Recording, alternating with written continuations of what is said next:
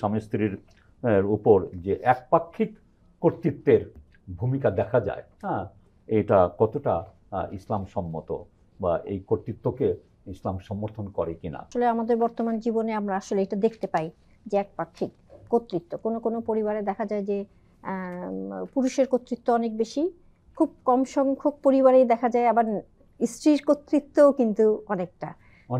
কিন্তু আসলে ইসলাম তো আসলে একটা ভারসাম্যপূর্ণ সুন্দর মধ্যম পন্থার জীবন ব্যবস্থা। এখানে কেউ আপার হ্যান্ড হবে, কেউ ডাউন থাকবে, এই জিনিসটা আসলে কিন্তু ইসলাম সমর্থন করে না। হ্যাঁ, এবং আসলে সূরা নিসাতে যেই শব্দটা বলা হয়েছে যে পুরুষরা হচ্ছে কাওয়াম, মানে নারীর, হ্যাঁ, পুরুষরা যে কাওয়াম, সেই কাওয়ামটা হচ্ছে অভিভাবক, মেনটেনার, প্রোটেক্টর। সেখানে কিন্তু আসলে কর্তৃত্ব করার কথাটা আসলে ওইভাবে আসে নাই, এবং এখন অধিকাংশ স্কলাররা এই বিষয়ে একমত যে আসলে পুরুষরা হচ্ছে নারীদের অভিভাবক কিংবা তার প্রোটেক্টর কিংবা তার মেনটেনার, দায়িত্বশীল। হ্যাঁ, তাকে সব রকম দায়িত্বশীল, মানে এটা কিন্তু খুবই মানে আমানত, মানে এটা খেয়ানত করলে কিন্তু তাকে হাসরের ময়দানে আল্লাহর সামনে জবাবদিহির জন্য দাঁড়াতে হবে। এবং দুনিয়াতেও সে যদি খেয়ানত করে, দুনিয়াতেও অনেক লোক যদি জানতে পারে যে তুমি ভালো না, তুমি শোনা যাচ্ছে তুমি এগুলো করো, মানে বিভিন্ন ধরনের নিগ্রহের শিকার সে হতে পারে। এবং এই জিনিসটা আসলে আল্লাহ তাআলা এমনভাবে বলে দিয়েছেন যে আল্লাহ কাউকে না কাউকে একজনের উপর আরেকজনের একটু আপার হ্যান্ড দিয়েছেন। এর মানে এইরকম না, এই আপার হ্যান্ডটা এরকম না যে তাকে কর্তৃত্ব দিয়েছেন, সে যা বলবে তাই শুনতে হবে। এটা নারীর ক্ষেত্রেও না, এটা পুরুষের ক্ষেত্রেও না। তার মানে কোরআনের এই আয়াত থেকেই কিন্তু আমরা বুঝতে পারি যে আসলে একপাক্ষিক যে কর্তৃত্ব সেটা ইসলাম সমর্থন করে না। হ্যাঁ, এবং এখানে পুরুষের যে রোলটা আছে সেই রোলটা প্লে করতে হবে, নারীর যে রোলটা আছে সেই রোলটা প্লে করতে হবে। এবং অনেক ক্ষেত্রে আমরা নারী পুরুষ যে ভাগ করে দিই যে এটা এর কাজ না, এটা ওর কাজ না, অথচ আল্লাহ রসুল তার প্রতিদিনের জীবনীতে কি দেখিয়েছেন? আল্লাহ রসুল কিন্তু তার বিবিদের কাজে সাহায্য করেছেন, উনি আটা মথে দিয়েছেন।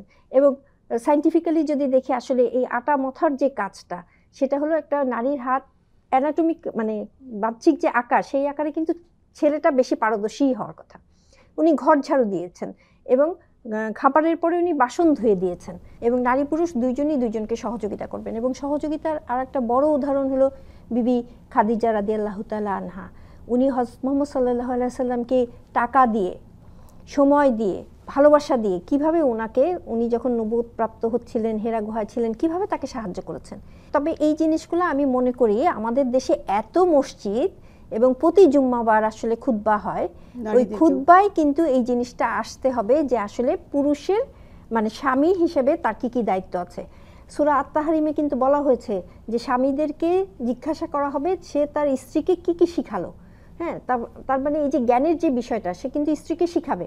খুতবাতে আমার কি জ্ঞানের কথা আলোচনা হচ্ছে, কতটুকু হারে আমার যাকাত দিতে হবে, কিভাবে আমার দায়িত্ব পালন করতে হবে, এই জিনিসগুলো তো আসলে খুতবাতে যখন যাকাতের কথা আসে, কিন্তু আরো কি কি দায়িত্ব কিভাবে পালন করা যেতে পারে, এটা খুতবার যে জুমার দিনে এই খুতবার আগে যে বাংলা বয়ানে সেখানে আসতে হবে, খুব জরুরি। এবং এটা পুরুষরা যখন শুনে গেল তখন গিয়ে তো বাসায় সেটা তার ওয়াইফের সাথে বলেও দিতে হবে যে আমি যা বললাম খতিব হিসেবে, এটা একটু আপনারা যদি বাসায় গিয়ে বলেন তাহলে আপনাদের ঘরের বউ বিবি, হ্যাঁ, তারপর সে মেয়েরা এরা জানতে পারবে। আমরা অধিকাংশ ক্ষেত্রেই দেখি যে আসলে স্ত্রীদের কি কি দায়িত্ব, হ্যাঁ, স্বামীর হক, মানে এই জিনিসগুলো যত বেশি প্রচার করা হয়, স্বামীর যে স্ত্রীর প্রতি যে দায়িত্বগুলো আছে, স্বামীর যে হক আদায় করতে হবে, সেই জিনিসগুলো কিন্তু ওইভাবে প্রচার হচ্ছে না।